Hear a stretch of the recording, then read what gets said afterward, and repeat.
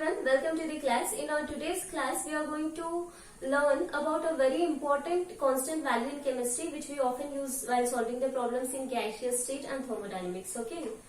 Actually, there is no point in creating the suspense. You might have already seen it on thumbnail and it is already written on board that we are going to understand what universal gas constant is. And this universal gas constant, it is denoted by capital R.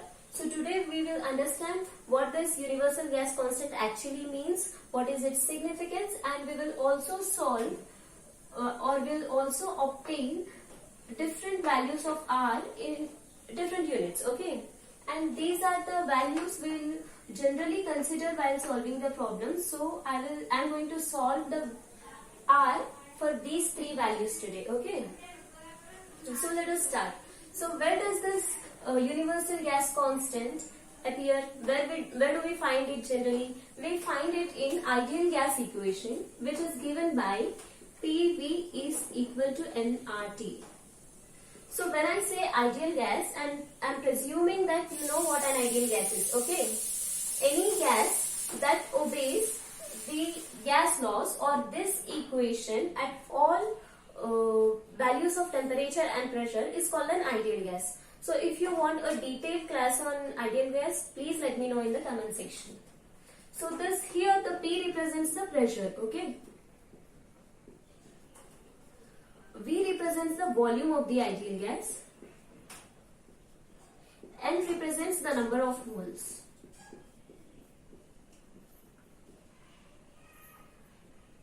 T represents the temperature.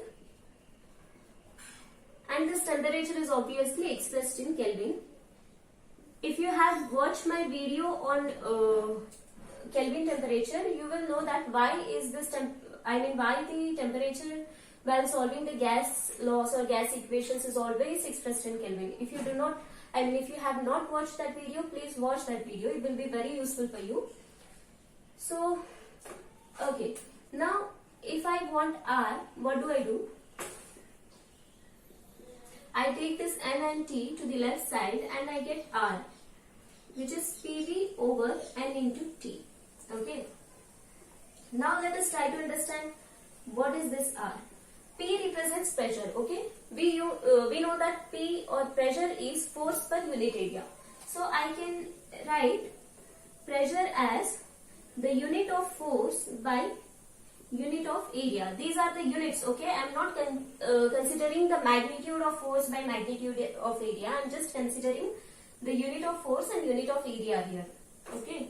V is the volume, so I will write it as volume itself.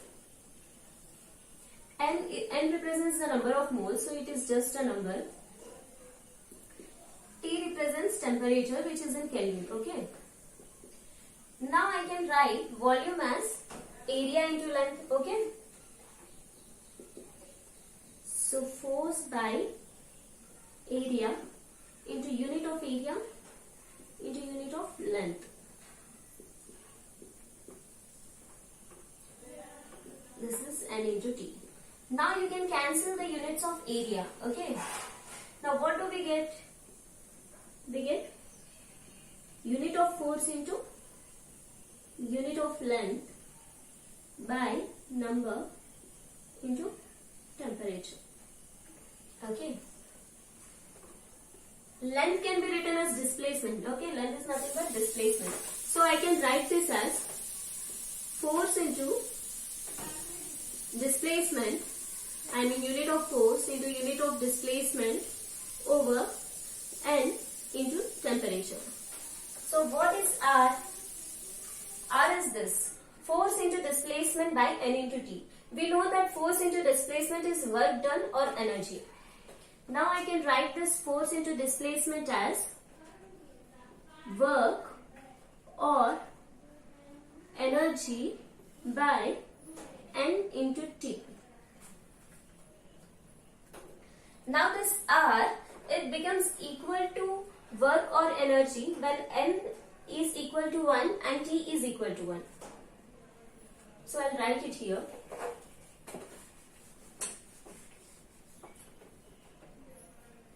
This R is equal to work or energy when N is equal to 1 mole and temperature T is equal to 1 Kelvin. So how do we define this R now? It can be defined as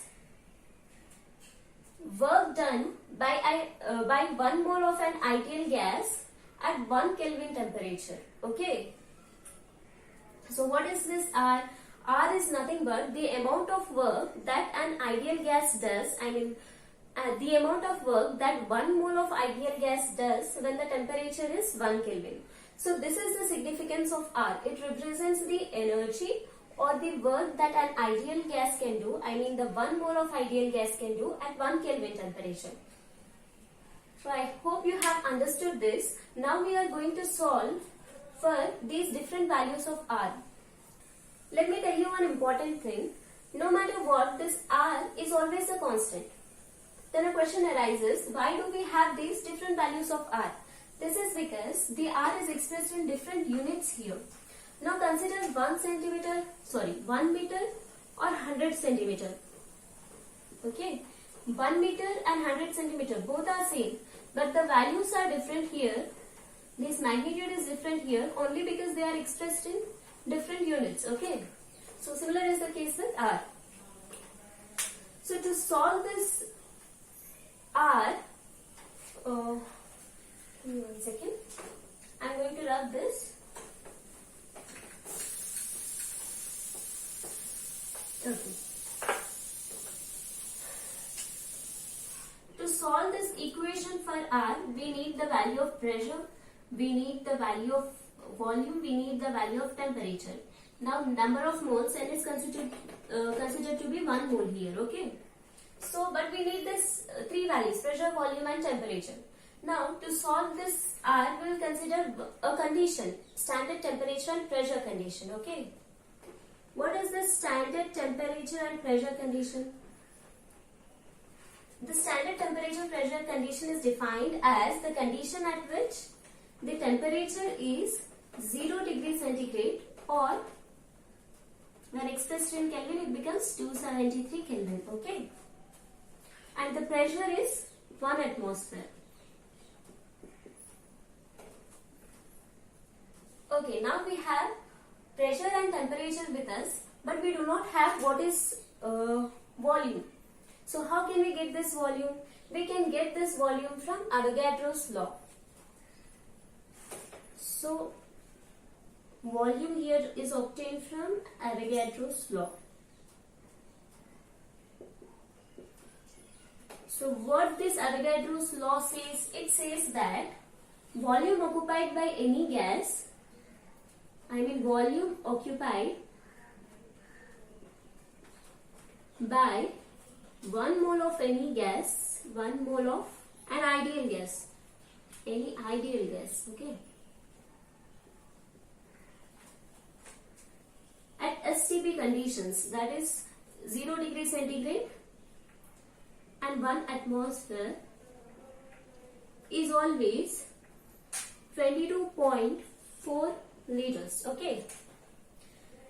So this is Avogadro's law, which says that volume occupied by 1 mole of an ideal gas at STP conditions, that is 0 degree centigrade temperature and 1 atmosphere pressure, is 22.4 liters. So now we also have the volume. Volume here is equal to 22.4 liters. Now we have pressure, we are considering N to be 1, we have volume and temperature. Now we can solve this equation to obtain the value of R. Okay.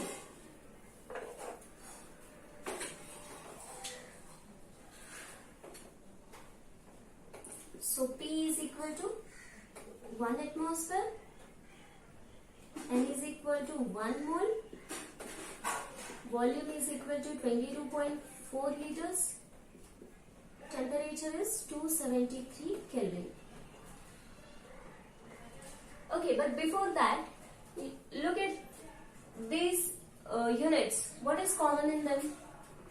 Kelvin inverse, mole inverse is common in all of these units. Okay, this is because in the denominator there is N into T. N represents the number of moles. So 1 by N becomes mole inverse and T represents the temperature. 1 by T becomes Kelvin inverse. So denominator units is common, mole inverse and Kelvin inverse. So we are just going to play with this P and V to get the values in different units. Okay. So now we have atmosphere, mole inverse, Kelvin inverse and liter. So where is it? Atmosphere, liter, mole inverse, Kelvin inverse. So we should get this value on substituting all these values in this equation. Okay. So I am going to substitute them. So pressure is 1 atmosphere. Volume is 22.4 liters.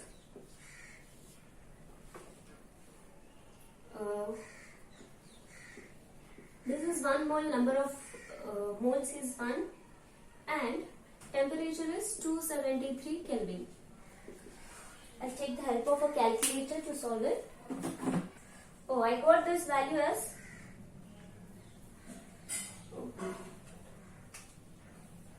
0.08205.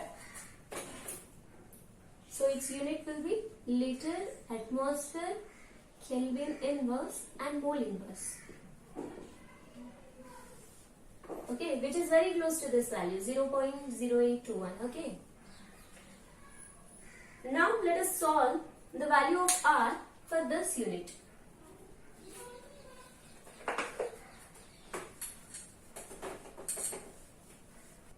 Now let us solve the value of R in joule, Kelvin inverse, mole inverse. Okay. So here, let me consider the pressure in bars. 1 atmosphere is equal to 1.01325 bars, and here 1 bar is 10 power 5 newtons per meter square. So here P is 1 atmosphere. Don't forget that we are considering the STP conditions, okay? And we know that 1 atmosphere is equal to 1.01325 bar. But I want to express it in newtons per meter square, okay? Pressure is force per unit area. The unit of force is Newton and the unit of area is meter square in MKS system. So this is the value of R in MKS system. So I am considering this value. 1 bar is 10 power 5 newtons per meter square. So here 1.01325 bar, I can write it as 1 into bar. Okay. So in the place of 1 bar, I can write 10 power 4 Newton per meter square. So 1.01325 into 10 power, it's not 4, it's 5, 10 power 5 Newton per meter square. Now, I also want to express this volume in meter cube because I want to cancel this meter square and meter cube. So how can I express this volume in meter cube? I have volume as 22.4 liters. Now we know that 1 milliliter is equal to 1 centimeter cube. 1 centimeter cube. And we also know that 1 liter is 1000 milliliters. So what does this imply? This implies that 1 milliliter is, when 1000 goes here, it becomes 1 by 1000th of a liter. 1 ml is 1 over 1000th of a liter. Okay. 1 over 1000 liter.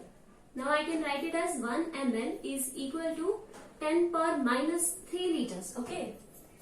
Now in the place of 1 ml, I can substitute 10 power minus 3 liters. So here I write 10 power minus 3 liters is equal to 1 centimeter cube.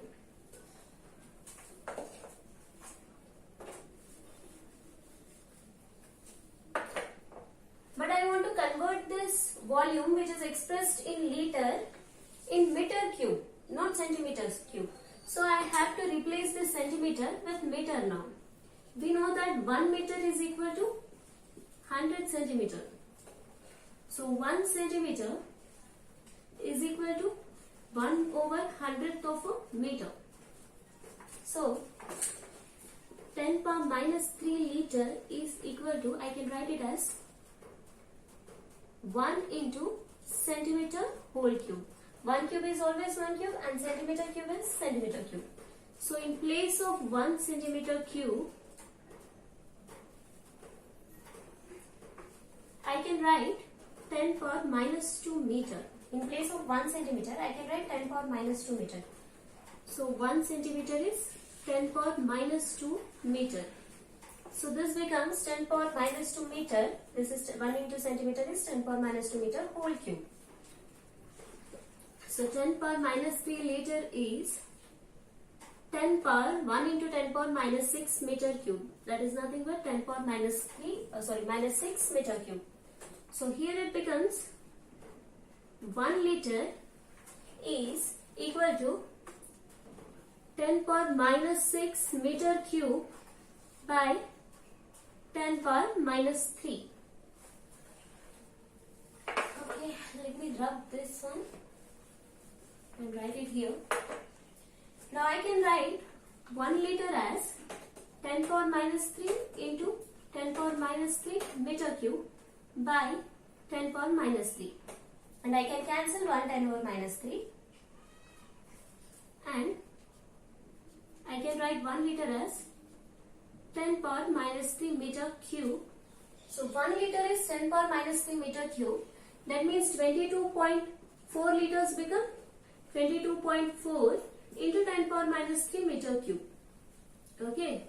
So I can represent this 22.4 liter as 22.4 into 10 power minus 3 meter cube. Okay.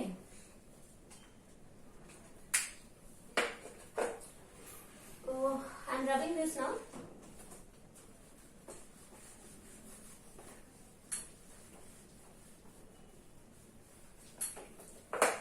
So here I have the value of pressure in Newton per meter square. I had the value of volume in liters and I have converted it into meter cube in order to cancel meters, 1 meter square from here and here. Okay.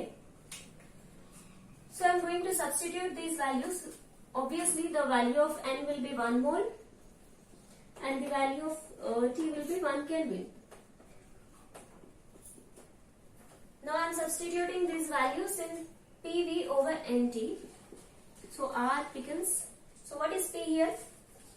1.01325 into 10 power 5 Newton per meter square into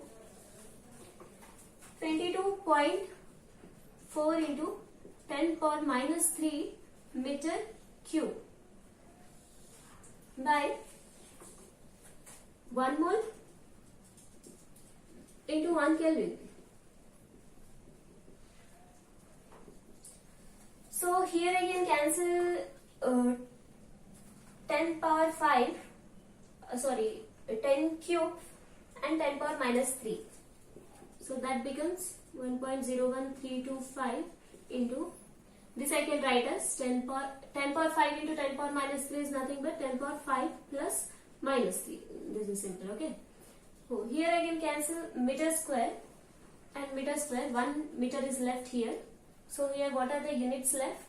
Newton and meter by 1 mole into 1 Kelvin. So here you have 5 plus minus 3 will be 5 minus 3 obviously, which becomes 100, 10 power minus 2, right?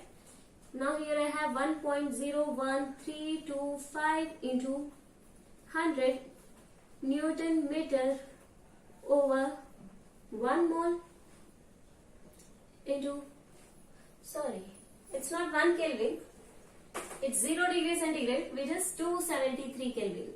Pardon me for this mistake. It's 273 Kelvin, okay? 273 Kelvin. I have left one more term here.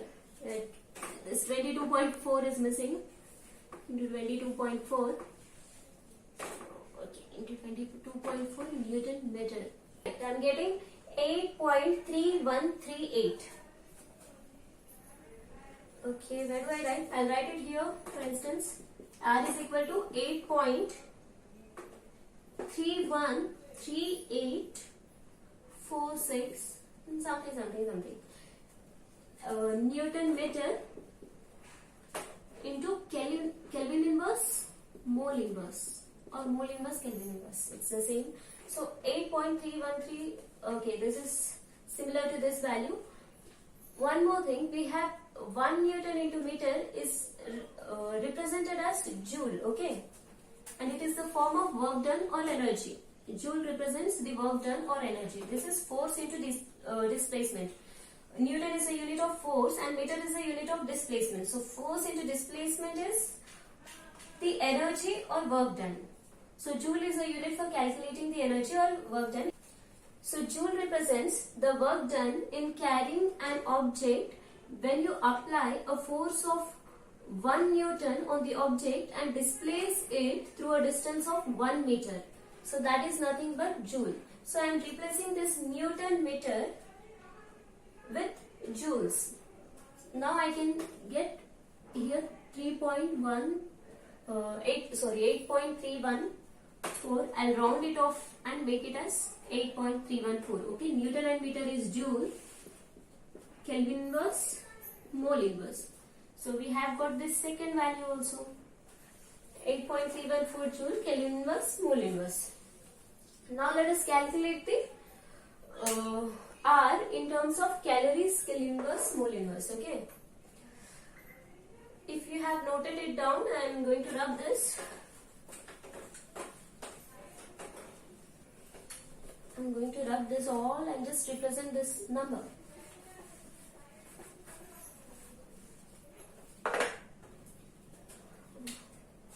This is 1 mole into 273 Kelvin. Okay, that we got as 8.314 joule, Kelvin inverse, mole inverse.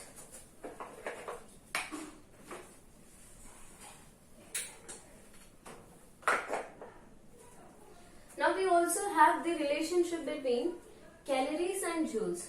So we can easily convert this into calories, Kelvin inverse and mole inverse. So let's see how. We have R as 8.314. I can write joule as 1 joule, right? 1 into joule. Kelvin inverse, mole inverse. Now we have 1 calorie. 1 calorie is equal to 4.18 joules. Now that implies 1 joule is equal to 1 over 4.18 calories. Okay. Now I am going to replace this 1 joule with 1 over 4.18.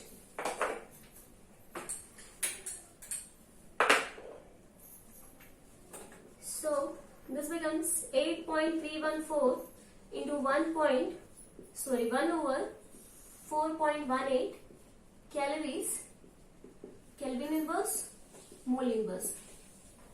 Calorie is also a unit of energy. It represents the amount of heat energy that is required to raise the temperature of pure water from 0 degree centigrade. You raise the temperature of 1 gram of pure water to 1 degree centigrade. Okay. So you have water at some 25 degrees centigrade. Now what is the heat energy that you require to increase its temperature to 26 degrees centigrade? Okay, so this energy which increases the temperature of water by 1 degree centigrade is nothing but calorie, 1 calorie. Okay.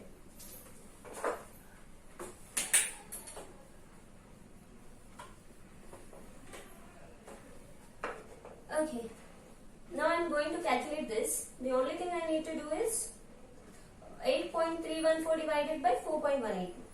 So 8.314 divided by 4.18. It becomes 1.98899 something calories, Kelvin inverse, mole inverse, which is very close to this value. So we have R as 1 point, I am writing this value only, 987 calories, Kelvin inverse, mole inverse. So we have calculated the value of R in different units using the ideal gas equation. So our job is done for today. There is one more thing I wanted to tell you. This R is the universal gas constant, or the work done by 1 mole of an ideal gas at 1 Kelvin temperature, okay? But we also have another constant K, which is called Boltzmann constant.